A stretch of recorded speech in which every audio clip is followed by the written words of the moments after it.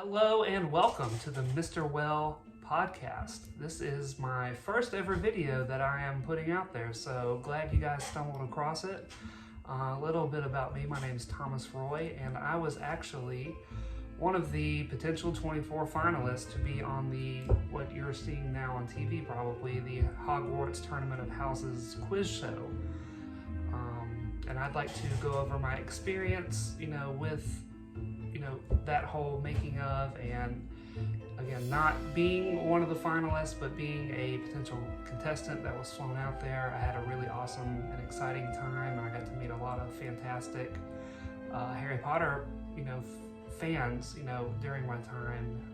It was a really great, awesome experience, and I just wanted to put out, my take or my spin and my thoughts on my whole process and my experience that I got to have with. Like I said, back in, or as most of you probably know, back in, the late, early summer, they put out a all call for Harry Potter fans to apply to be on the show. And I remember, filling it out, thinking there's just no way, there's no way that they're gonna pick this 31-year-old guy from Alabama. And I kind of forgot about it, honestly, for about a week or two until I got a phone call. And they called me very excited and said, hey, would you like to schedule a phone interview? And or they texted me and said, would you like to schedule a phone interview? And they did, and they immediately, rambled off like 20 questions, to which I think, I think I got 19 out of 20 right. I think the one that I missed was how many sickles are in a galleon. And this is one of those things I just didn't even, kind of register. But I passed, and that went well. And then about a week or two later, I had a Zoom, face-to-face video, not face-to-face, but video interview with one of the, casting directors. And that went really well, obviously. I think I only missed one again. It was like 29 out of 30 questions. I'm trying to remember what the question was that I missed. Oh, it was which educational decree inserted Umbridge as the High Inquisitor. And because I was thinking of the chapter title in book 5, which is Educational Decree 24, that was my answer, but the correct answer was Educational Decree 23. So that was the only one I got wrong, but it didn't matter because I advanced, to the next stage or whatever.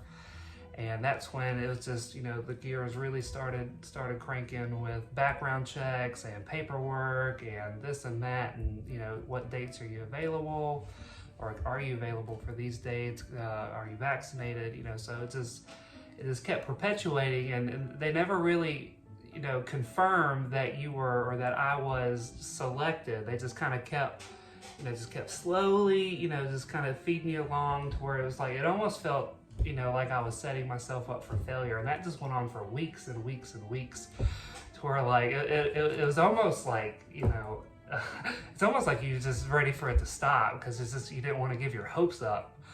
Because seriously, from, they first contacted me in the beginning of June, I didn't know, officially for sure until August 12th. So my whole summer was just, kind of on the fringe, on top of preparing myself mentally with, trying to cram these books down as much as possible. I think I was able to reread the series twice over the summer, and one of those rereads I was able to, every single minor little detail was just typing into my phone just to try to, put down as a study guide for me. So anyways, we get through the summer. We get told, hey, congratulations, you're flying out to LA. So that all happened. And I was, again, really excited to be a part of it. It was a huge, once in a lifetime, opportunity to think about how many people applied to be on this, and to be one of 24 people that were going to be flying out to LA. It's about that time where they told us, we're flying out 6 people per house. but not all of you are going to be on it. So you're going to be a backup, I guess a potential backup in case this person gets sick or gets stage fright or, whatever. So kind of went into it again, kind of throughout the whole summer. Was like, well, I'm going, but I'm probably not going to be on the show. It was kind of like my whole mentality of the thing. So I got to fly out there and then land. Awesome hotel, right off, in Hollywood. My hotel window was literally looking at the Hollywood sign. With it being, post-pandemic COVID, it was, everyone was very, aware of, spatial, separation, and we had a lot of quarantine days where they, highly discouraged, kind of social meeting up, hanging up or whatever, but we kind of all made it work. I came in, I think, late 9 o'clock on a Sunday night, got my room, and then tried to just kind of wrap my mind around it and unpack at the same time with what I was in at that point.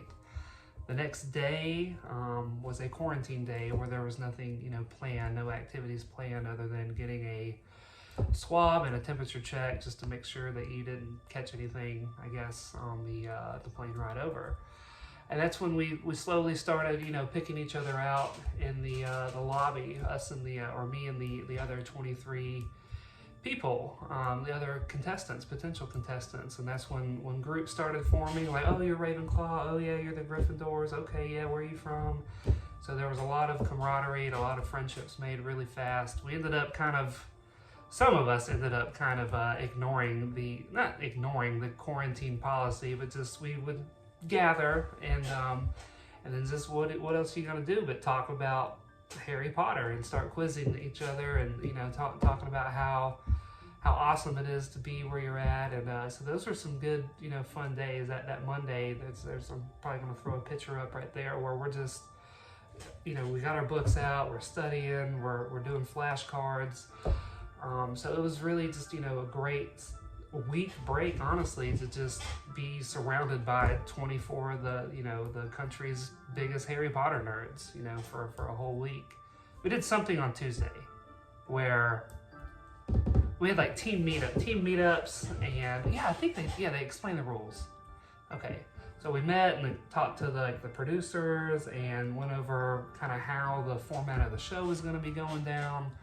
The rules, the prizes, and all that kind of stuff. And that's when they dropped out of the 6 of y'all, there's only going to be 3 people participating. And I kind of knew at that point that I probably wasn't going to be one of the top 3, because the other 5 competitors, the other potential competitors, they just brought with them, just their absolute A game, and in my opinion, just kind of deserved to be, the 3.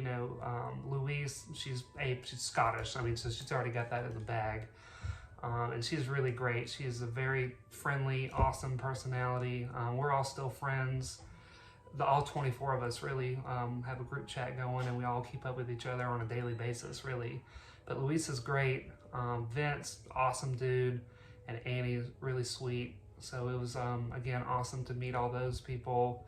Again, meeting Michaela as well. She's one of the Ravenclaw contestants that did not make the ultimate finalist cut. And they're all really great. But I kind of knew at that moment that it probably wasn't going to be me. But regardless, still had fun. And so we went wardrobe tryouts. With the wardrobes that we brought or what they were providing with us. So that's what happened on a Tuesday. Wednesday, again, was another quarantine day where we didn't have anything scheduled. And at that point, we were informed that the houses had to hang out with just the houses. So only Ravenclaws could hang out together, and only Slytherins, only Gryffindors, only Hufflepuffs. We could say hey and eat lunch together, but we couldn't discuss the show because by the terms of the contract that we had just signed on Tuesday, that would be considered colluding, I guess. Thursday. What was Thursday? Thursday was the day that we filmed. So as you guys have already seen or are aware, they did Gryffindor versus Hufflepuff. That was filmed first on Thursday. I forget exactly what time their call was. I think it was supposed to be 8, but it kind of kept getting delayed. The Ravenclaws and the Slytherins' initial time, and keep this in mind, at this point in time, we, the 24 potential contestants, had no idea who was going to be selected. I mean, whenever Dame Helen calls out those names, that is the moment that we knew, or did not, or that's the moment where we knew if we were in the show or not. So we were held in suspense up until that moment, even though we had to film it twice, which filming it the second time, knowing that you weren't going to be the one was, kind of heartbreaking, but regardless. So Thursday, for whatever reason, the Gryffindors and the Hufflepuffs who filmed their episode first was pushed back like so far. Our initial call time was like 2 o'clock, 2 p.m. and we didn't get to the studio or to the set until like 5, maybe later than that, 5:30. They had a trailer, they had a couple trailers parked out, which was awesome. Again, me being just a guy from Alabama that has my own wardrobe, trailer, was pretty awesome. Again, I'm just grinning at this point, just giddy as a school kid, because I just cannot believe where I'm at right now and what I'm about to do. So we get changed up and put makeup on, my first time ever wearing makeup.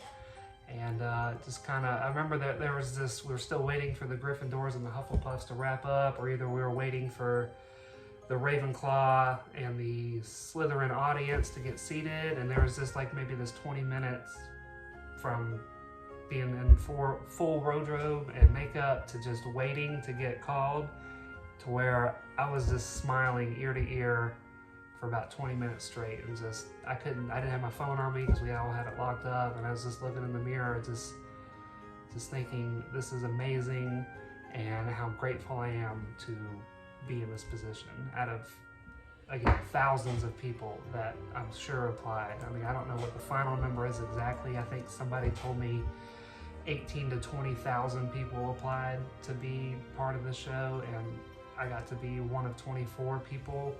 It's a pretty, sweet moment for me. Get to the audience, and sure enough, the lights go dark. Helen walks out. I think she's carrying like a little suitcase or something.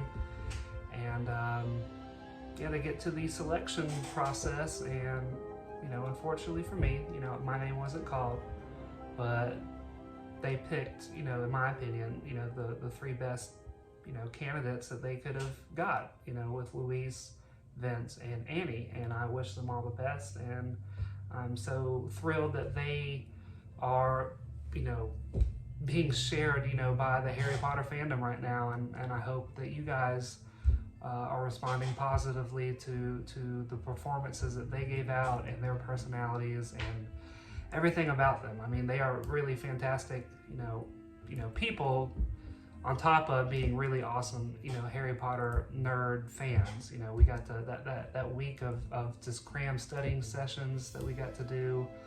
It was really memorable for me, and it's something that I wish, like Dumbledore, that I could just make sure that I can just take out and put in a pensieve, and just make sure I never lose that experience, for the rest of my life, because I really got to meet some fantastic, wonderful people.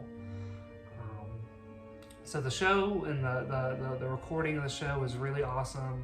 It was really fun to be a part of, and to kind of know what I knew, and to see it from behind the scenes, and to see Helen, kind of interact with the audiences, in between the filming, and watching her do her work, which was awesome. She had a we were having to do like reshoots towards the end of the filming, to where she had to do a couple of lines, and she had already walked off and came back and decided that her feet were just, I guess, just completely uncomfortable. So she asked to wear pink fuzzy slippers. So she's standing behind the podium, and you guys will never tell, but in some of those shots, or whatever shots they had to use, she was wearing pink fuzzy slippers, and it was just great. And she was just so delightful, so welcoming. You wouldn't think that she was just this big time actress, the way that she was, you know, talking, you know, to the audience off camera, and you know, just being excited to be there. And I'm sure that she must have been, you know, exhausted from, you know, she basically filmed the same thing twice in, you know, one day in a span of probably 12 hours, you know. So a shout out to Dame Helen Mirren, and a shout out to the crew, who I knew, you know, they must have been just friggin' tired. And, you know, everyone, the art director for building that stage, they were still building that set, you know, like the day before, from what I was being told and from what I heard. So everything just looks amazing.